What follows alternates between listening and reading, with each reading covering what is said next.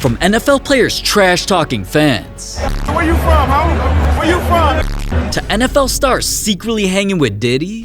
Surprising fans with new cars. What's up, baby? And players even getting into the wildest social media beefs you'll ever see. These are the craziest NFL player versus NFL fan moments. And starting with an NFL star who was about to humiliate people in front of their friends. Fans were challenged to guard Jerry Jeudy for $100 and things got embarrassing. No, I'm finna kill you.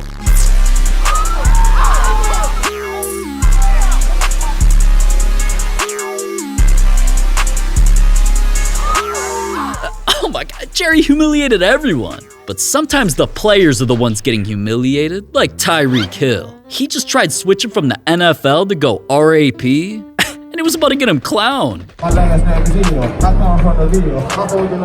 They call me cheater. I'm the fastest thing on land. If it ain't no business, then I ain't gonna stand. My career flying high. If it ain't on land. I'm not a pimp. You known as a simp. Swear built like a blimp. Yeah. Tap me in right now. Call every record label. I'm here. Let's go. Nah, that ain't it. No wonder why fans called him ass, said he was cringe, laughed at him, and said they even disliked him more now. But nobody was clowning the fan that proved he could read NFL players' minds. I could look a QB in the eyes and tell you exactly who they're gonna throw the ball to next. Go ahead, anybody in this room, who are you throwing it to first? Go. Tanner. Fakes to Jamar, throws to Tanner. Do you go up, do you go down? Left, right, down, up. Is there any way in the world anybody here could possibly know your code? You went here, and then you went up and you went down. Boom, boom, boom, and we are in your phone.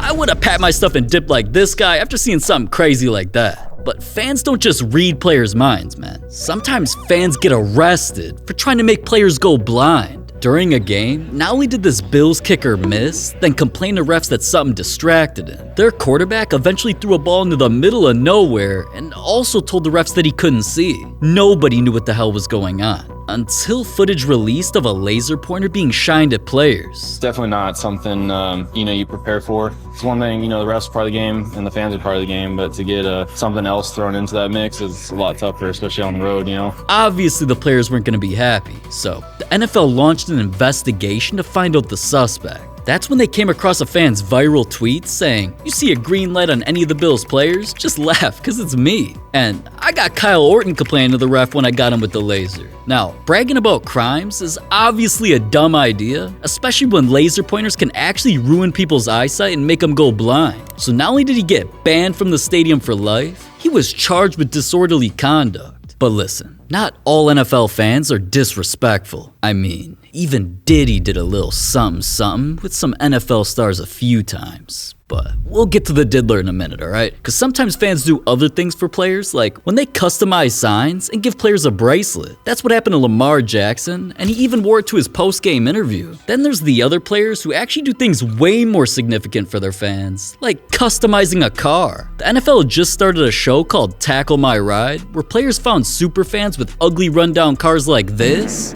and completely transformed them. Now, when Kyle Rudolph heard about this Vikings fan who did a lot for the community in the past, he also learned the fan drove a rusty whip with Vikings duct tape covering the entire thing. That thing is duct taped head to toe with Minnesota Vikings duct tape. The whole car is duct tape. And this car wasn't just ugly in pictures. They just had to pull up to the fan's house to check it out in person. This thing needed hella work. So, the guys completely took the car apart, started customizing it with purple and yellow paint, Vikings logos all over, and once they added new rims, then put in a Vikings-themed sound system, it was ready for the reveal. Gosh. Oh, damn. Get the hell out of here. That's a touchdown. Oh, wow. Awesome. We went from this roll of duct tape to a Fast and Furious race car.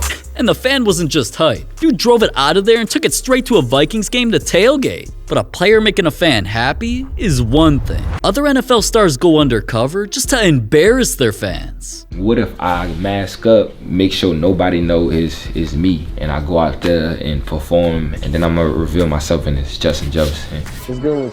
It's popping, man.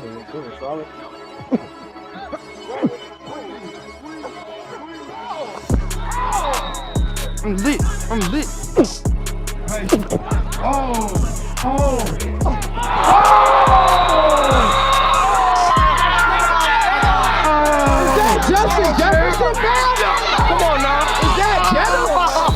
How's it going? How are you? What was your name? Shanice. Yeah.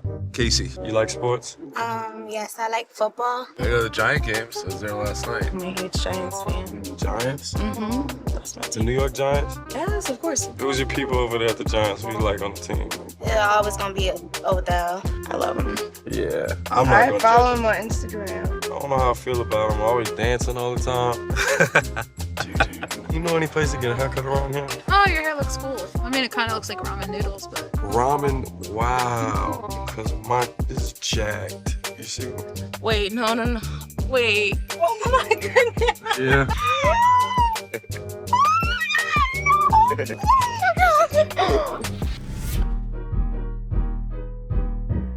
$1,000 if they beat him in the race.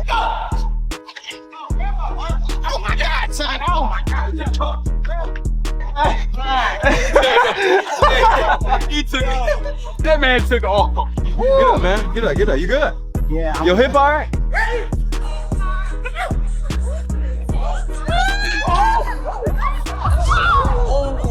Yeah, I'm finna go home. I'm done.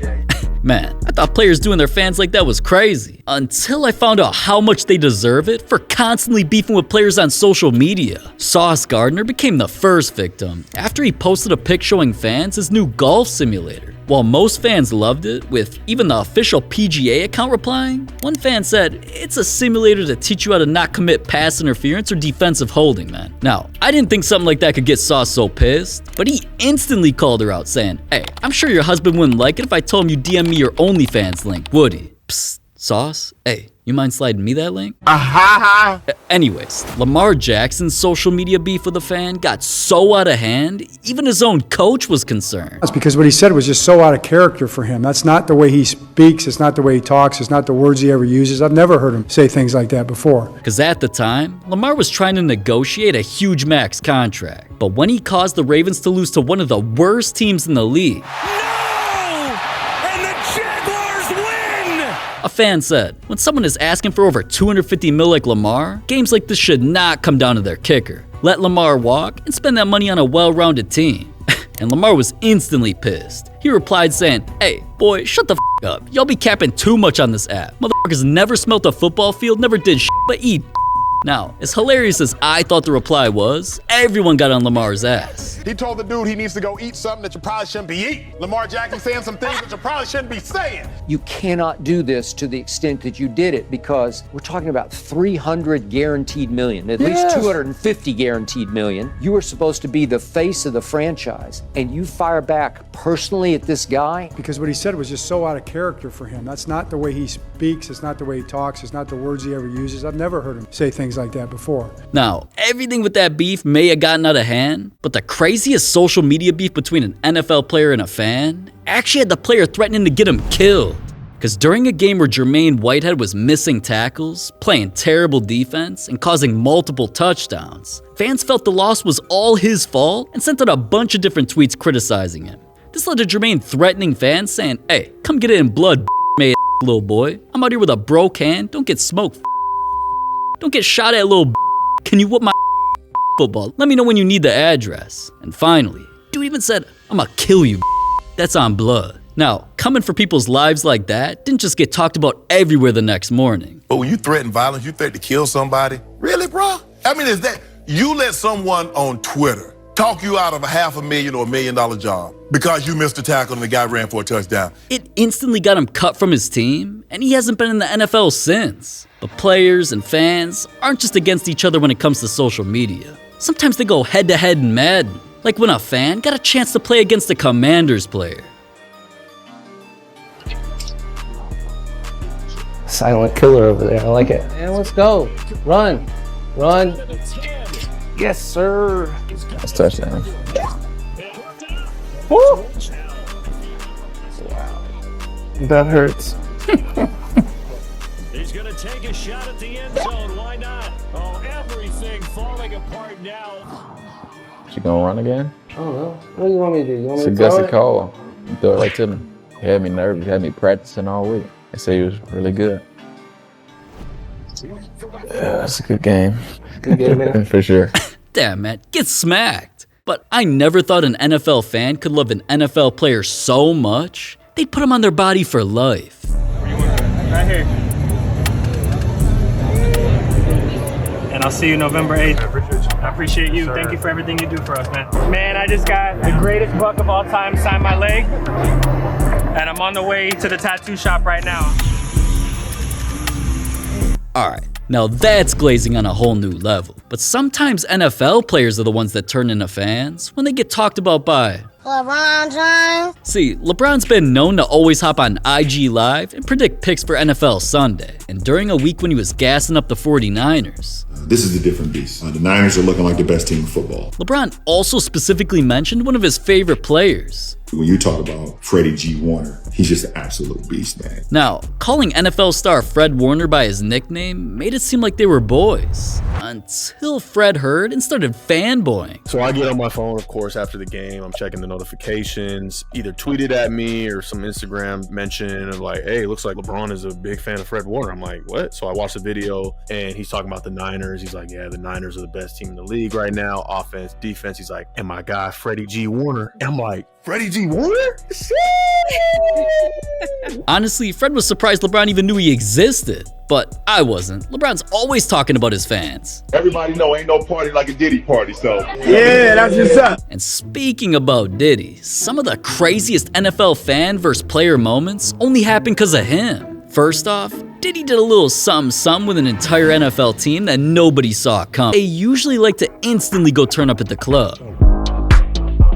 And that wasn't any different for the Saints, who just became champions, then wanted to party in Miami. But when Diddy pulled up, he humiliated all the players. So this one time, before I was in the NFL, I was in Miami because one of my best friends, Lance Moore, played for the Saints in Super Bowl 44. Not only did they win, he had one of the best catches in recent Super Bowl memory, so that meant party time, and I was hyped because my whole intention was to catfish all of South Beach into thinking that I was a Super Bowl champ. We pull up to the Fountain Blue where Club Live is. TMZ cameras swarm their limo. I'm like, yo, this is about to be the best night of my life. It's a couple of our boys, it's Lance, Pierre Thomas, Drew Brees.